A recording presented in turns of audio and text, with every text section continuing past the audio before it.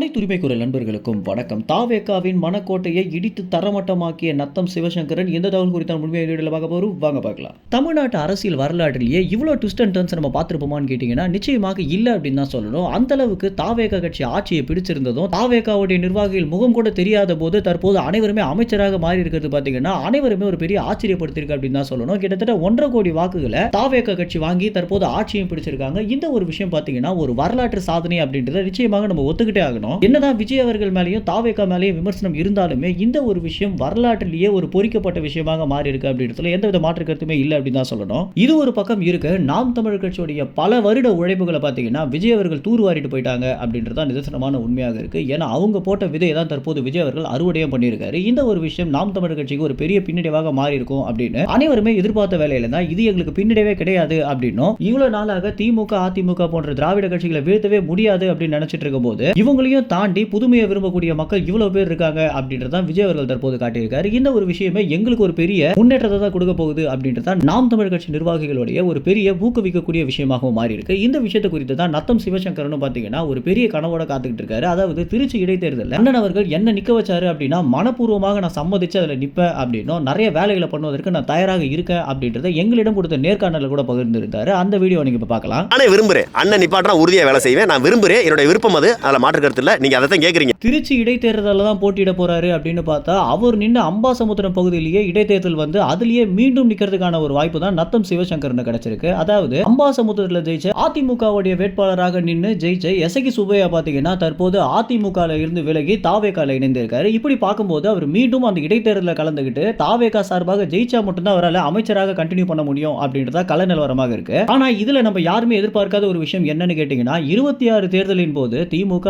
அதிமுக தாவேகா நாதாகா அப்படின்ற 4 கட்சிகளாக இருந்தாங்க. அதாவது 4 முனை போட்டியாக இருந்துச்சு. ஆனா இவர் அதிமுக இருந்து ஜெயிச்சு அந்த பதவியை ராஜினாமா பண்ணிட்டு தாவேகால இணைந்து மீண்டும் இடைத்தேர்தலை சந்திக்க போறாரு. அப்படி பார்க்கும்போது இந்த முறை தேர்தல் அப்படின்றது தாவேகா வெர்சஸ் நாதாகாவா தான் இருக்க போகுது அப்படின்றதுல எந்தவித மாற்று கருத்துமே இல்லை அப்படின்னு தான் சொல்லணும். அது மட்டும் இல்லாம தீவிரமான களப்பணியில் ஈடுபட்ட நத்தம் சிவசங்கரனுக்கு இது ஒரு அரிய வாய்ப்பாகவே பார்க்கப்படுது. ஏற்கனவே அம்பாசமுத்திரம் பகுதியில் நத்தம் சிவசங்கரன் எந்த அளவுக்கு களப்பணி ஆற்றியிருந்தாரு அப்படின்றத எல்லா காணொலி வாயிலாகவும் நம்ம பார்த்திருப்போம். இன்னும் கூட மனசோர்வடையாம அடுத்த தேர்தலுக்கு நான் தயாராக இருக்கேன், ஏற்கனவே அந்த சீமானவர்களிடம் இது குறித்து கேட்டிருக்கேன் அப்படின்னு சொல்லியிருந்ததும் அதற்கு ஏற்றவாறு அவருக்கு அம்பாசமுத்திரம் தொகுதியிலேயே போட்டியிடுவதற்கு வாய்ப்பும் தற்போது கிடைச்சிருக்கு. இப்படி பார்க்கும்போது இந்த ஒரு வாய்ப்பை நத்தம் சிவசங்கரன் கொஞ்சம் கூட நழுவ விட மாட்டாரு அப்படின்றதுல எந்தவித மாற்று கருத்துமே இல்லை அப்படின்னு தான் சொல்லணும். ஏன்னா தாவேகா வெர்சஸ் நாதாகாவா மாறி இருக்கக்கூடிய இந்த போட்டி அப்படின்றது வெறும் 2 முனை போட்டி அப்படின்றதுனாலையும் ஏற்கனவே இந்த மாதிரி இடைத்தேர்தல்கள் எல்லாத்திலையுமே நாம் தமிழ் கட்சி அடிச்சு தம்சம் பண்ணியிருக்கிறத நம்ம பார்த்திருப்போம். மேலும் இது ஒரு பெரிய வாய்ப்பாக பார்க்கப்படும் நிலையில அம்பாசமுத்திரம் பகுதியில் வெற்றி அடைவதற்கு நிறைய வாய்ப்புகள் இருக்கு அப்படின்றத கள நிலவரம் சொல்லுது. இது குறித்து அம்பாசமுத்திரம் தொகுதியில் உங்களுக்கு மக்கள் கருத்து வேண்டும் நினைத்தீங்கன்னா கமெண்ட்ஸ்ல தெரிவிங்க. நன்றி, வணக்கம்.